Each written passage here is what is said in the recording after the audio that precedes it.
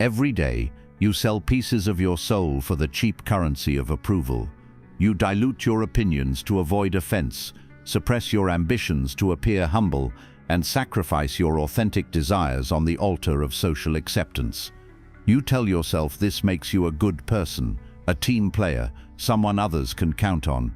But Friedrich Nietzsche saw through this beautiful lie to reveal the ugly truth beneath. The price of being liked is your power. Tonight we confront the most devastating trade-off in human psychology, how your desperate need for approval has transformed you from a potential master into a willing slave. In the grand theater of human relationships, there exists no more costly transaction than the exchange of authentic power for social approval. This trade happens so gradually, so subtly, so wrapped in the language of virtue and connection that most people never realize they've become psychological merchants, selling their sovereignty for the temporary comfort of being liked by people who may not even deserve their concern. Tonight, we descend into the philosophical depths where Friedrich Nietzsche's most brutal insights await those brave enough to confront them. We will explore how the desire to be universally liked transforms potential leaders into perpetual followers, how the need for social approval becomes the invisible leash by which others control your choices, and why the courage to be disliked is not antisocial behavior, but the foundation of authentic power that serves purposes greater than the comfort of those who would prefer you remain weak, predictable, and manageable. Through the merciless analysis of Friedrich Nietzsche himself, who recognized that the herd's greatest weapon against exceptional individuals is making them ashamed of their exceptionalism, through the power dynamics insights that reveal how likability becomes a tool of manipulation wielded by those who understand that good people can be controlled through their own moral instincts, through the psychological mechanisms that show how approval-seeking behavior creates dependency that serves others' interests more than your own development, and through the practical recognition that every moment spent trying to be liked by everyone is a moment stolen from becoming someone worth respecting. We will uncover why your niceness has become your cage, and why breaking free requires the courage to disappoint, disturb, and occasionally disgust those who benefit from your limitation. By the end of this philosophical confrontation, you will understand why powerful people appear cold to those addicted to warmth, why leaders seem selfish to those who profit from their selflessness, and why choosing respect over likability is not moral corruption, but moral evolution from weakness-serving accommodation to strength-serving authenticity. The question that will determine whether you continue trading your power for approval or reclaim your sovereignty through selective indifference is this: are you ready to discover that being liked by everyone means being respected by no one? And are you strong enough to choose power over popularity, even when popularity feels safer than the isolation that authentic strength requires? Nietzsche's foundation, the herd, and the individual. Friedrich Nietzsche understood something that escapes most people. The desire to be liked is not a harmless social preference, but a psychological pathology that transforms potential masters into willing slaves, exceptional individuals into common crowd pleasers, and authentic humans into performing actors who have forgotten their acting. His analysis reveals that beneath every people-pleaser lies a person who has traded their will to power for the comfort of social acceptance. Nietzsche's concept of herd morality exposes how the masses use social approval as a weapon against individual excellence. The herd cannot tolerate anyone rising too far above the common level, because such transcendence threatens their comfortable assumption that their limitations are inevitable rather than chosen. They respond to individual superiority, not with inspiration, but with resentment, not with admiration, but with attempts to drag the exceptional person back down to their level through moral manipulation disguised as social concern. The herd's greatest weapon is making you believe that caring about their approval makes you a good person, while caring about your own development makes you selfish. This moral inversion serves their interests perfectly. It keeps potential leaders focused on maintaining social harmony rather than creating social progress, on preserving existing arrangements rather than transcending them, on serving the comfort of the mediocre rather than pursuing the excellence that would expose mediocrity as chosen rather than inevitable. When you prioritize being liked, you accept the herd's definition of virtue: accommodation over authenticity, consensus over conviction, comfort over courage. You begin measuring your worth by others' reactions rather than your own development, evaluating your choices by their social reception rather than their personal significance, determining your direction by others' approval rather than your authentic vision. This transformation happens gradually. First, you modify your opinions to avoid conflict. Then you suppress your ambitions to appear humble. Next, you sacrifice your time and energy to maintain relationships that drain more than they provide. Eventually, you become so skilled at being what others want that you forget what you actually want, so practiced at pleasing everyone that you please no one completely, so committed to avoiding disapproval that you never inspire the kind of respect that transcends mere likability. Nietzsche saw that this process creates what he called the last man, a creature so focused on comfort, safety, and social acceptance that they have no higher aspirations, no willingness to risk anything for greatness, no capacity to create value beyond maintaining the status quo that keeps everyone comfortable and no one truly alive. The last man asks, what is love? What is creation? What is longing? What is a star? And blinks, because these concepts threaten the comfortable mediocrity that makes social approval possible. The last man has traded everything that makes life worth living for everything that makes life safe from the judgment of others who have made the same tragic trade.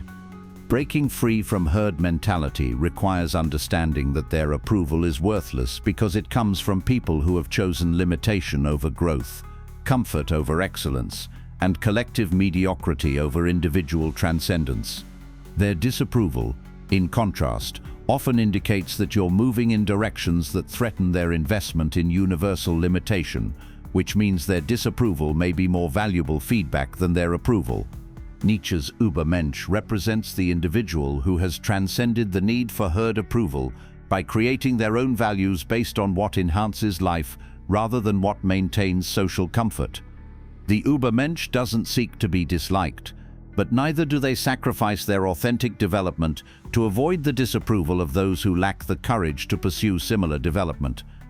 This transcendence requires what Nietzsche called amor fati, love of your fate, including the difficult fate of being misunderstood, criticized, and rejected by those who prefer limitation to liberation, comfort to growth, social approval to authentic power. You must learn to love not just the pleasant aspects of pursuing excellence, but also the unpleasant social consequences that such pursuit inevitably creates. The psychology of approval addiction. The need to be liked operates like a drug addiction, providing temporary relief from anxiety while creating long-term dependencies that become progressively more expensive to maintain and less satisfying to experience. Each dose of approval requires greater accommodation of others' preferences while providing diminishing returns in actual satisfaction or authentic connection. Approval addiction begins with the childhood recognition that love and acceptance often depend on being good, which typically means being convenient, non-threatening, and useful to adults who may interpret children's authentic self-expression as problems to be solved rather than personalities to be developed. The child learns that their value depends on their utility to others, their safety depends on their accommodation of others' preferences, their survival depends on their ability to make others comfortable with their presence. This early conditioning creates what psychologists recognize as external locus of control, the belief that your worth, safety, and satisfaction depend on factors outside yourself, rather than on your own choices, capabilities, and authentic self-expression. The externally controlled person becomes addicted to others' validation because they never develop internal validation systems that would make external approval pleasant, but not necessary. The approval addict cannot tolerate others' disappointment, criticism, or indifference, because these responses trigger the primitive fear that they are about to be abandoned, rejected, or punished for being themselves. This fear drives increasingly desperate attempts to regain approval through greater accommodation, more self-sacrifice, and more complete suppression of any aspects of personality that might provoke negative reactions. But here's the cruel irony that Nietzsche understood.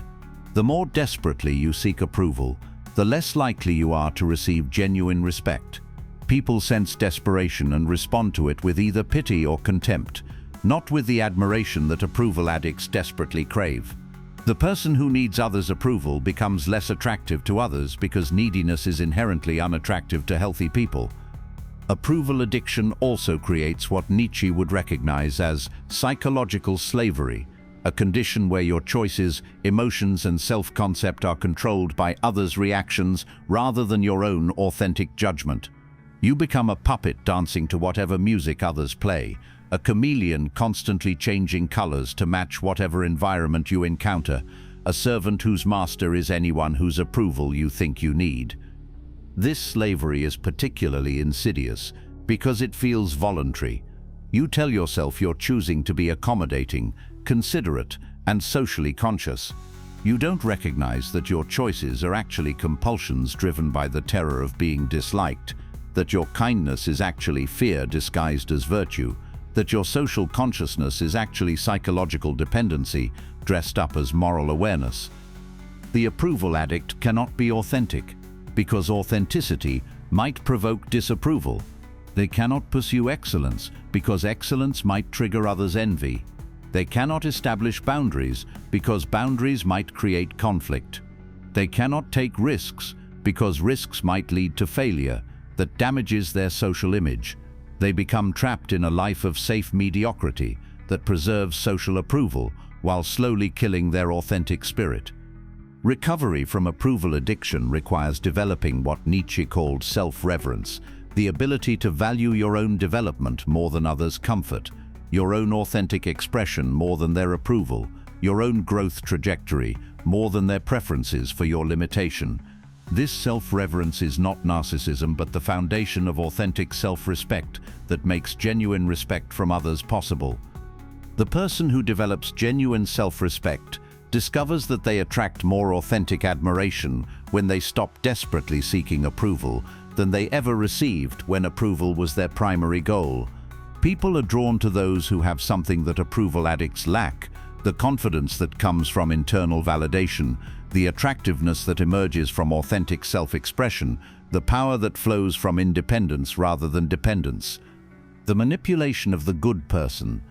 Nietzsche understood that those who pride themselves on being good people are often the easiest to manipulate because their self-image depends on being perceived as moral, kind, and socially responsible.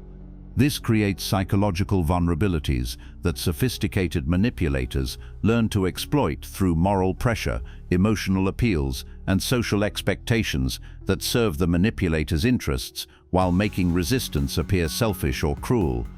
The manipulation operates through what Nietzsche called slave morality, moral frameworks that make strength appear evil while making weakness appear virtuous, that make self-assertion seem selfish while making self-sacrifice seem noble, that make independence look antisocial while making dependence appear cooperative and community-minded. Consider how this works in practice. The family member who wants your time, money, or emotional energy doesn't ask directly. They frame their request as a moral obligation. Families should support each other. Good children visit their parents.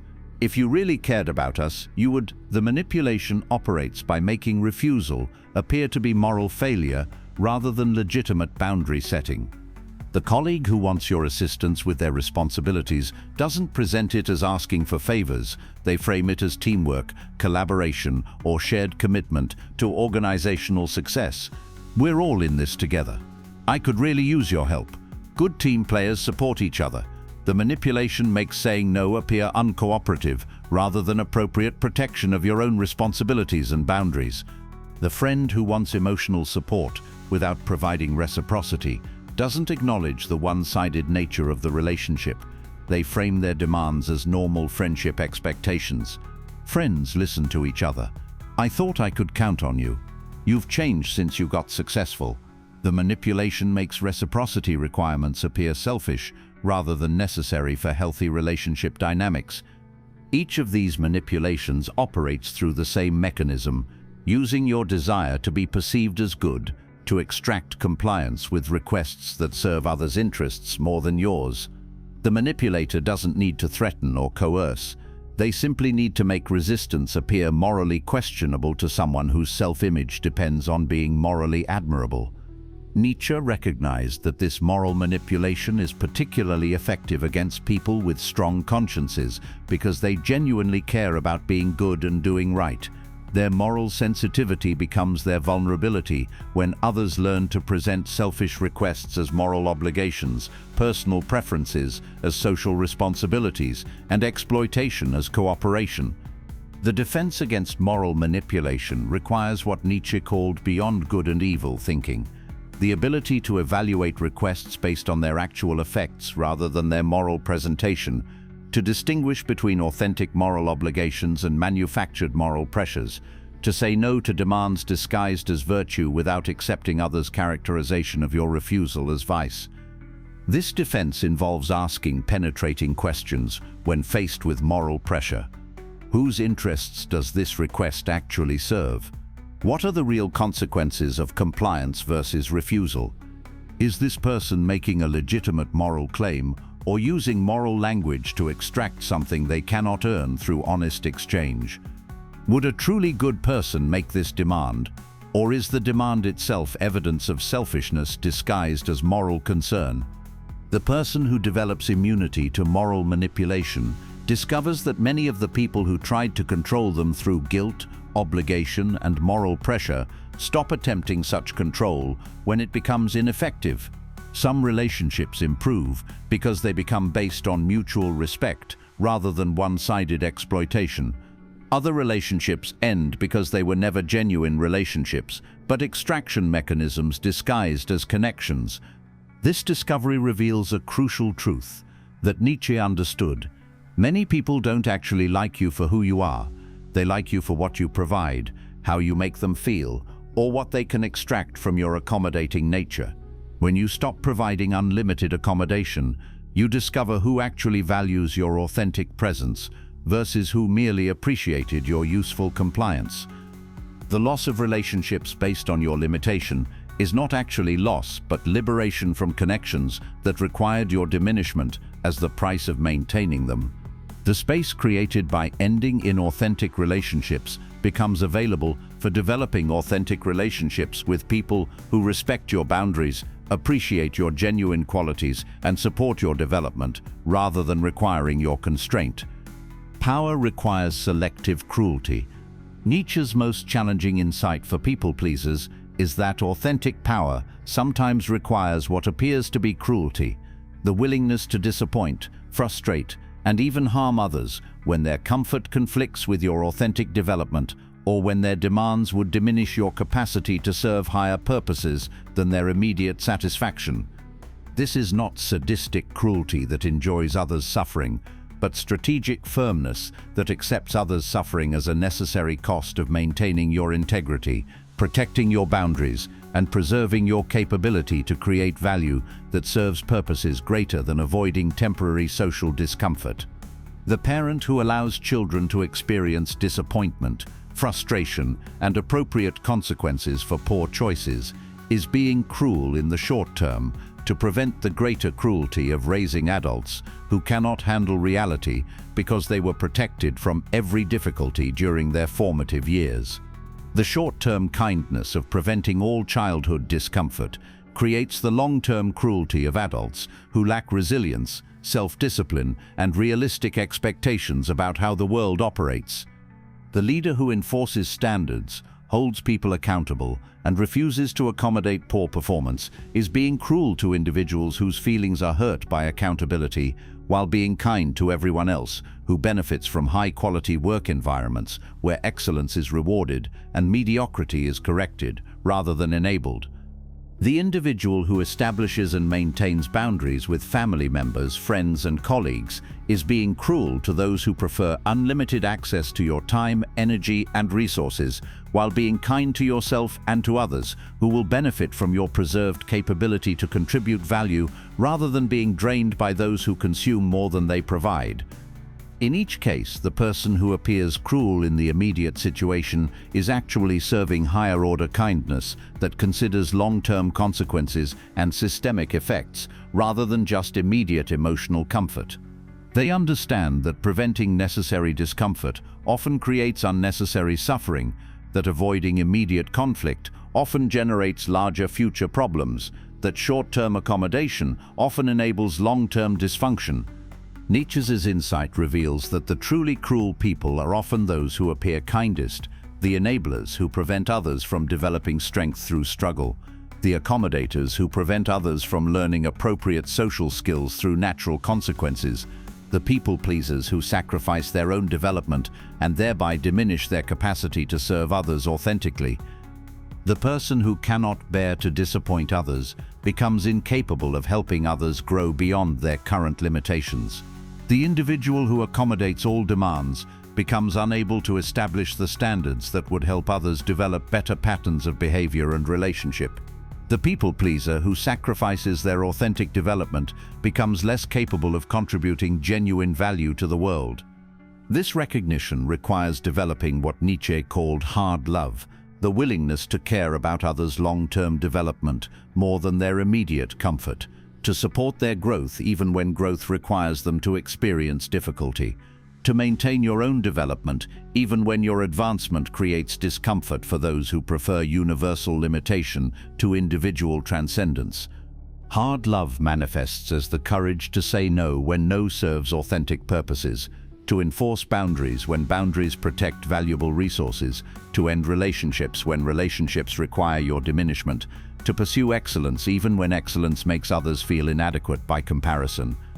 The practice of selective cruelty creates space for selective kindness, kindness that serves authentic purposes, rather than merely avoiding conflict, kindness that supports genuine development, rather than enabling continued dysfunction, kindness that flows from strength rather than weakness, and therefore has the power to create lasting positive change rather than temporary emotional comfort. People who master selective cruelty discover that they become more genuinely helpful to others because their help comes from choice rather than compulsion, from abundance rather than obligation, from strength rather than the weakness that makes authentic assistance impossible. They can be truly kind because they are not compulsively kind, genuinely supportive because they are not automatically supportive, authentically caring because their caring is selective rather than universal. The economics of social capital. Nietzsche understood that likability operates according to economic principles. It has costs and benefits, requires investments and produces returns, and can be spent wisely or wasted carelessly. Most people approach social capital like lottery winners who spend their winnings thoughtlessly, rather than like investors who deploy resources strategically to produce sustainable returns. The fundamental economic principle of likability is that universal appeal requires universal accommodation, which means spreading your social resources so thin that you provide little genuine value to anyone while exhausting your capacity to maintain the performance that universal likability demands. You become socially bankrupt, appearing to have many friends while having no authentic relationships, seeming popular while feeling isolated, looking successful socially while feeling unsuccessful personally.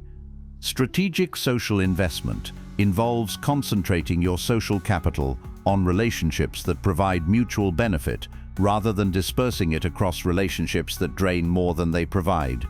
This means learning to disappoint people whose approval costs more than it's worth, while investing deeply in relationships with people whose respect and support enhance your capacity to pursue authentic objectives.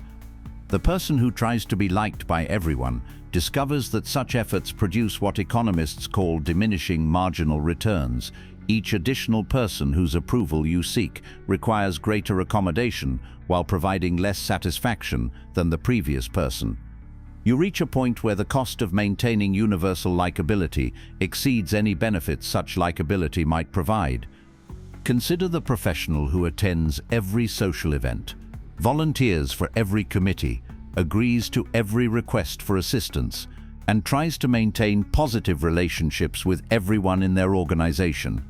This person appears popular and well-connected, but often feels overwhelmed, unfocused, and unable to pursue career objectives that would require saying no to social obligations that don't serve their development.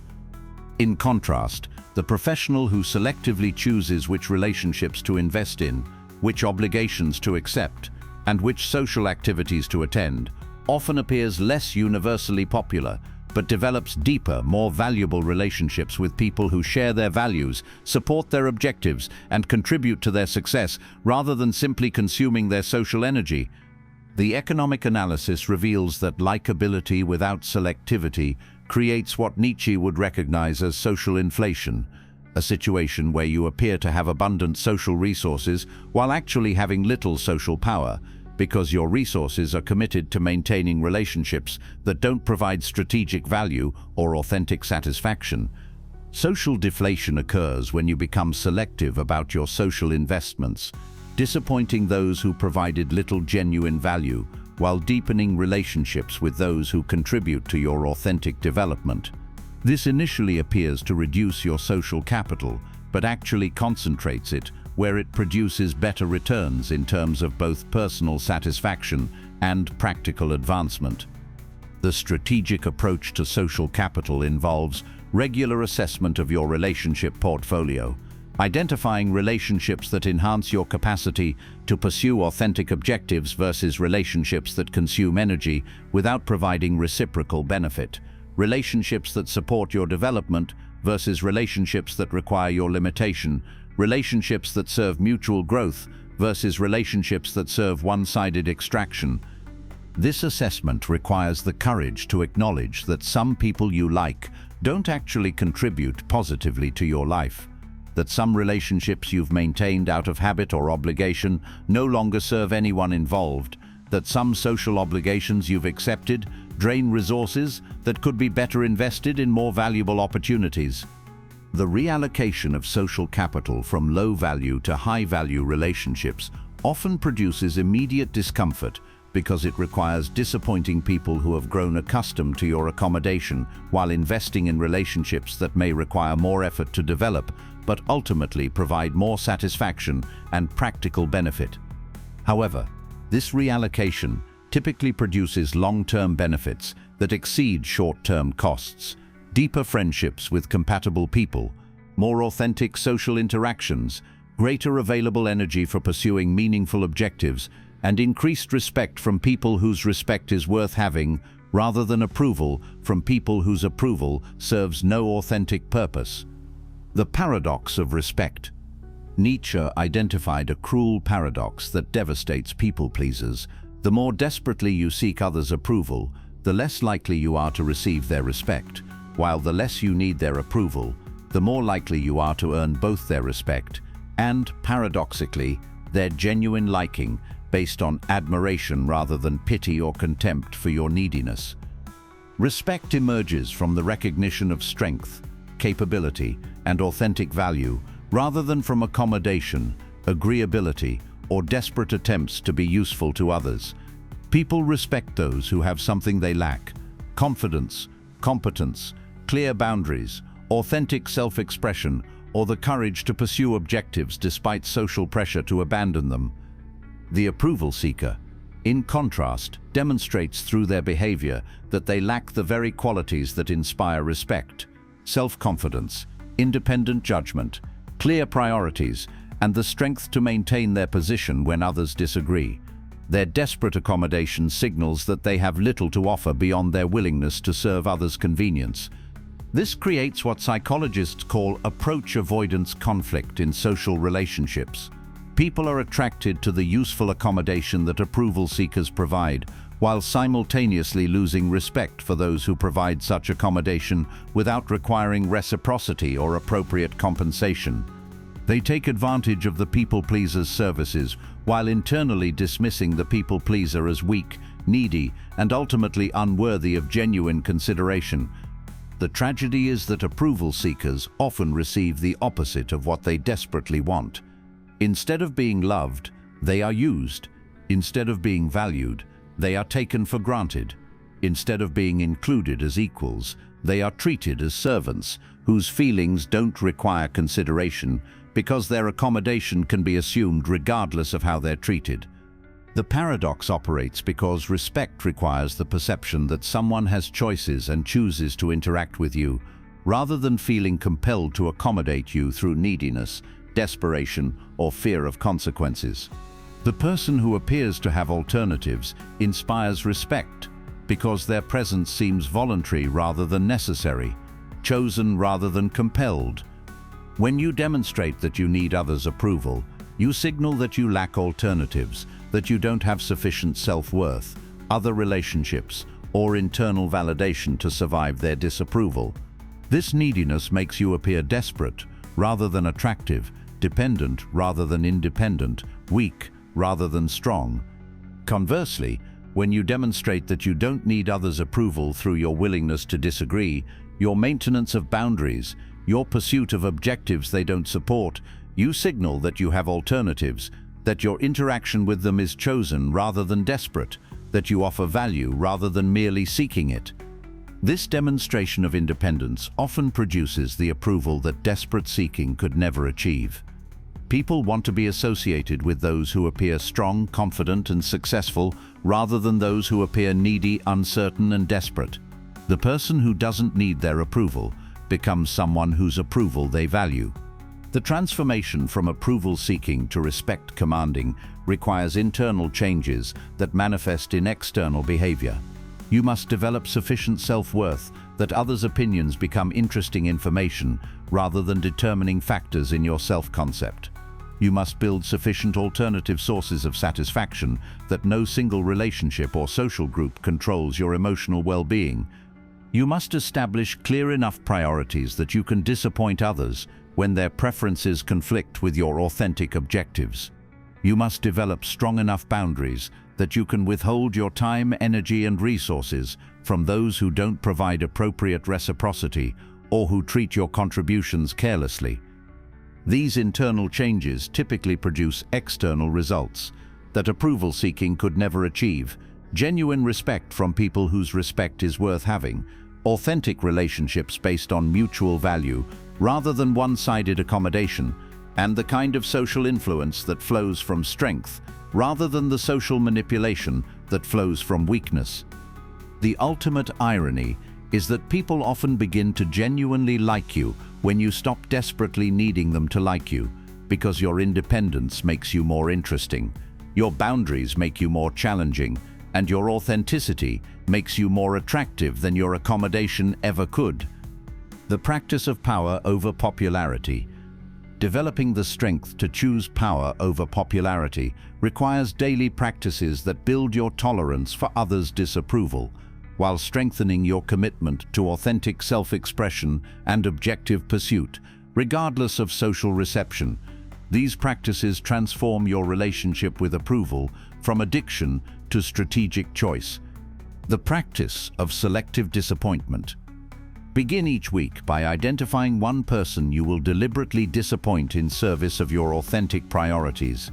This might mean declining a social invitation to focus on important work, refusing a request that doesn't serve mutual benefit, or expressing an opinion you know others will disagree with. The goal is not to be needlessly difficult, but to build your tolerance for others' negative reactions to your authentic choices.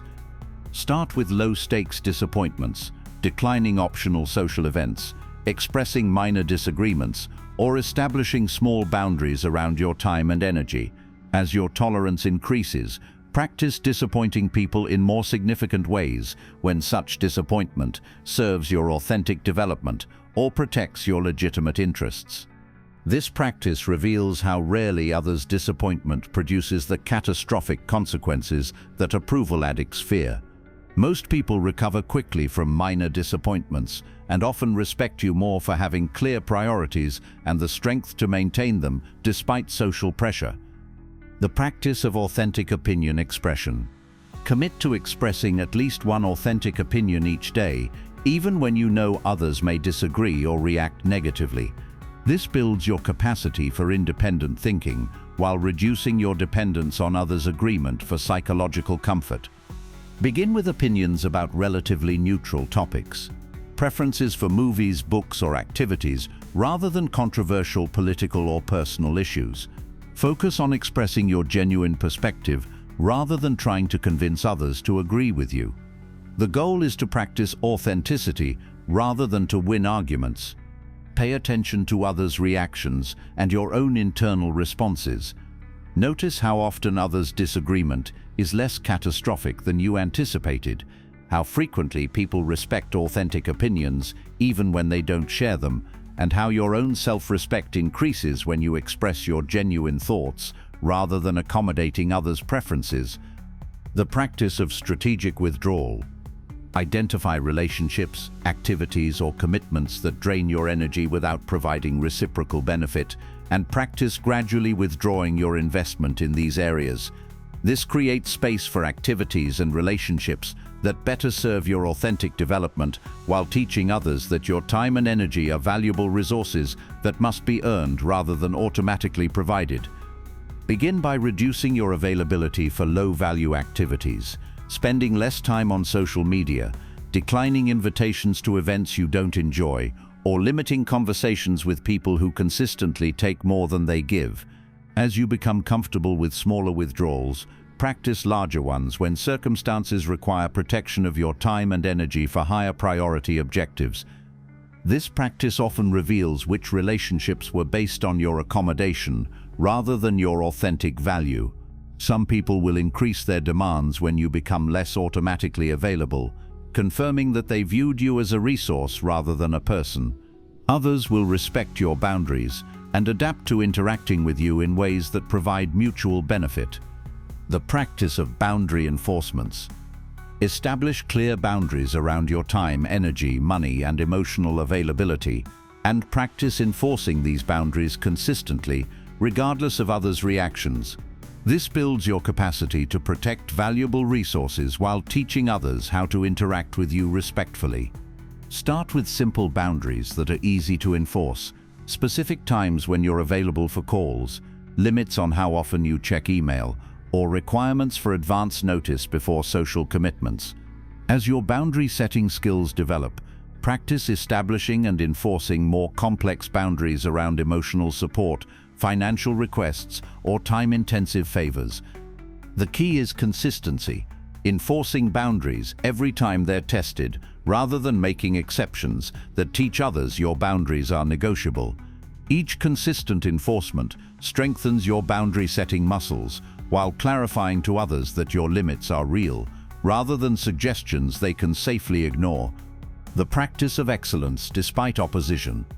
Pursue objectives that matter to you, with consistent effort, regardless of others' support, understanding, or approval.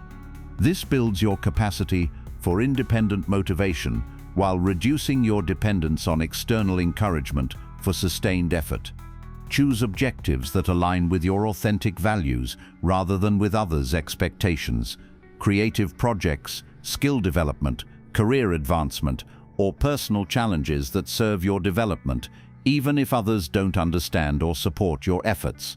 Focus on your own progress and satisfaction rather than on others' reactions to your pursuits. This practice typically reveals that others' initial opposition often transforms into respect when they observe your sustained commitment and eventual success. People may not understand your objectives initially, but they often admire persistence and achievement, even in areas they wouldn't pursue themselves. The transformation from slave to master. The journey from approval addiction to authentic power requires a fundamental transformation in how you define success, measure progress, and evaluate relationships.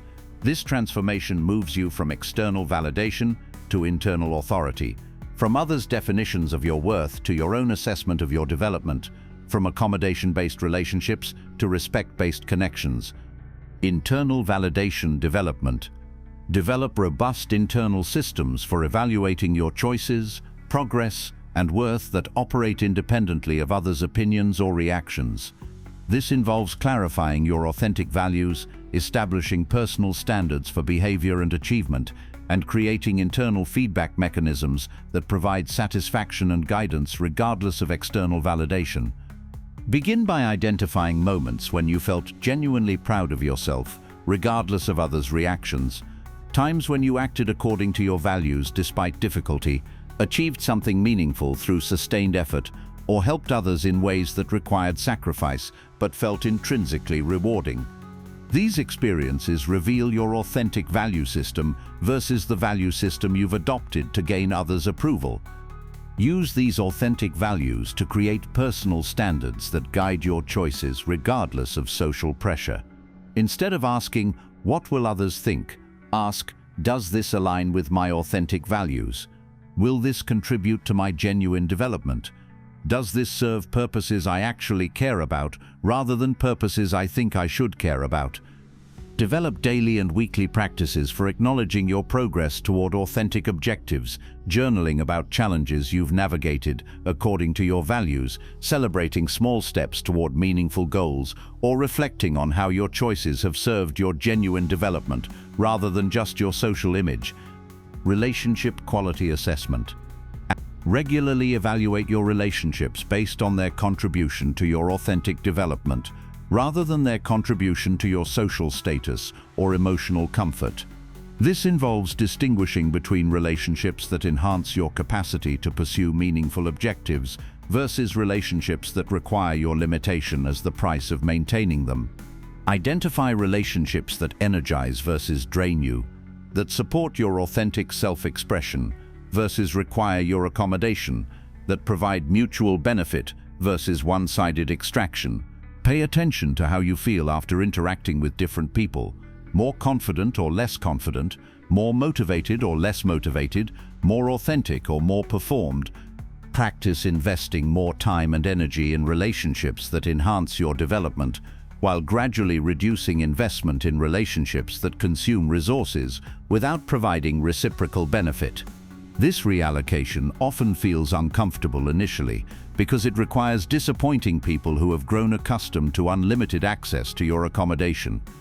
However, this quality focus typically produces deeper satisfaction from relationships while freeing energy for pursuing objectives that serve your authentic development rather than just maintaining social connections that don't contribute to your genuine well-being or growth. Power recognition and development. Learn to recognize the forms of power you already possess and develop additional sources of power that reduce your dependence on others' approval for achieving your objectives.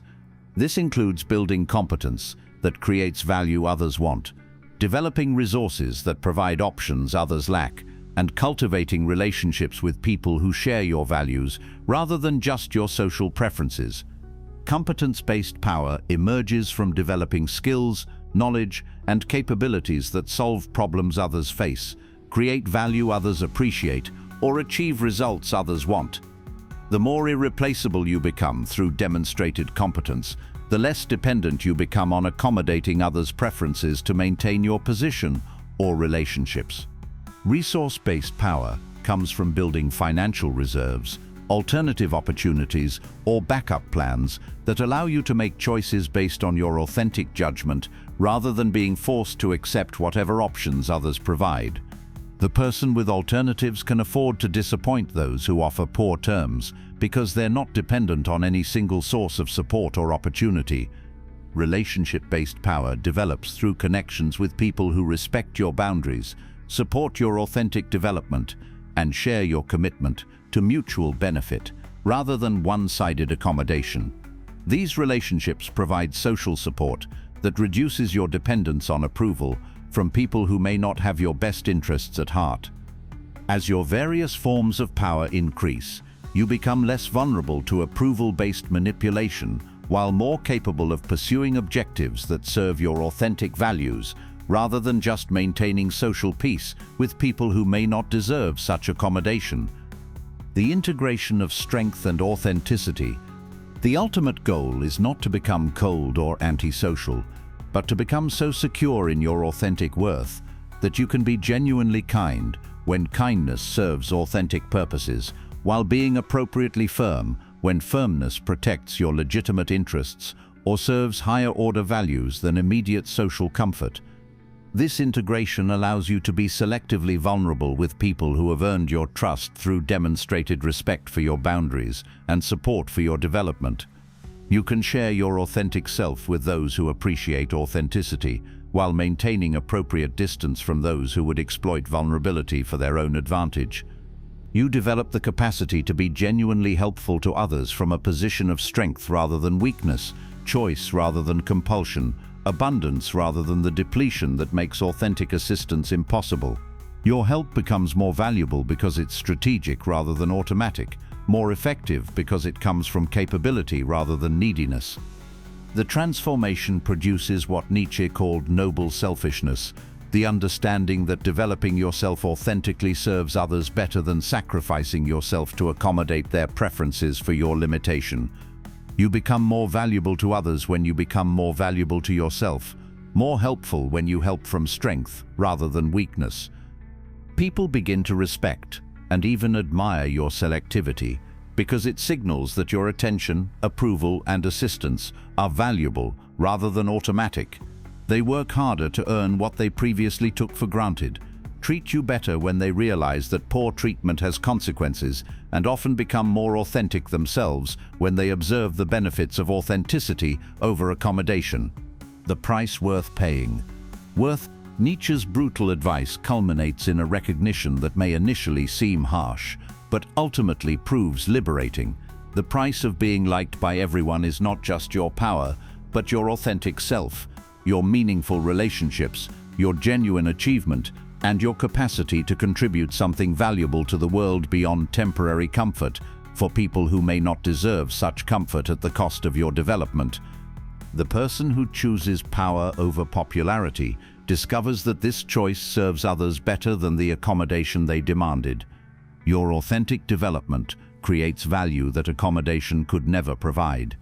Your boundaries teach others to respect limits that accommodation would never establish. Your selective kindness becomes more precious because it's earned rather than automatic. You become someone worth knowing, rather than just someone easy to be around, someone worth respecting, rather than just someone willing to serve others' convenience, someone capable of genuine contribution, rather than just someone skilled at avoiding conflict through endless accommodation. The relationships you lose through choosing authenticity over accommodation were never genuine relationships, but extraction mechanisms disguised as connections. The people who reject you for having boundaries were never actually interested in your well-being, but in your utility to their objectives. The social approval you forfeit by being selective was never based on appreciation for your authentic qualities, but on gratitude for your useful compliance. What remains after this social selection process are relationships based on mutual respect rather than one-sided accommodation, connections that enhance rather than drain your capacity for authentic living, and social interactions that energize rather than exhaust your capacity for pursuing meaningful objectives. The power you gain through choosing authenticity over approval enables you to create the kind of value that accommodation could never generate, work that serves your vision rather than others' comfort, relationships that support mutual development rather than one-sided serving, and contributions that emerge from your authentic capabilities rather than from your willingness to sacrifice yourself for others' temporary satisfaction. Nietzsche understood that this transformation requires courage that most people lack, the courage to disappoint others when disappointment serves authentic purposes, to be disliked when being disliked is the price of being yourself, to accept loneliness when loneliness is temporary but authenticity is permanent. But he also understood that this courage produces rewards that accommodation could never achieve, genuine self-respect based on authentic choice, rather than others' approval, authentic relationships based on mutual value, rather than one-sided utility, and the kind of personal power that serves purposes greater than maintaining comfortable social arrangements that prevent anyone from transcending their current limitations. The price of being liked is your power. But the price of reclaiming your power is only the loss of relationships and approval that were based on your weakness rather than your strength, your limitation rather than your development, your accommodation rather than your authentic value.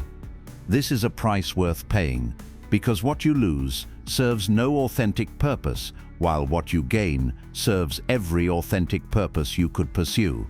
You trade the false comfort of being liked for your limitation for the genuine satisfaction of being respected for your strength, artificial relationships that require your diminishment for authentic connections that support your development.